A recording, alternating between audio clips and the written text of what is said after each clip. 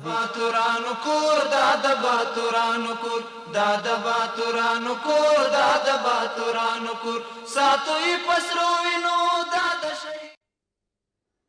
عزتمند لیدونکو ستاسو پام راګرځوو یو تازه او بیړني خبر ته.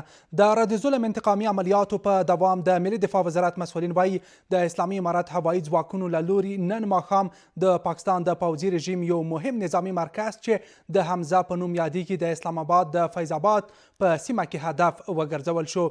په دغه برید کې د دښمن د یاد مهم مرکز قمانداني او نور مهم تاسیسات د ډرون الوتکو په وسیله په دقیق ډول وویشتل شول چې له امله یې د دښمن ځواکونو ته درانه ځاني او مالي زیانونه اوښتي دي.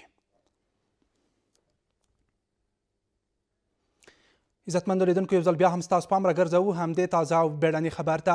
د رد ظلم انتقامي عملیاتو په دوام د ملي دفاع وزارت مسؤلین وایي د اسلامي امارت هوایي ځواکونو له لوري نن ماښام د پاکستان د پوځي رژیم یو مهم نظامي مرکز چې د حمزه په نوم یادیږي د اسلام آباد د فیض آباد په سیمه کې هدف وګرځول شو. په دغه برید کې د دښمن یاد مهم مرکز قمانداني او نور مهم تاسیسات د ډرون الوتکو په وسیله په دقیق ډول وویشتل شول چې له امله یې د دښمن ځواکونو ته درانه ځاني او مالي زیانونه اوښتي دي.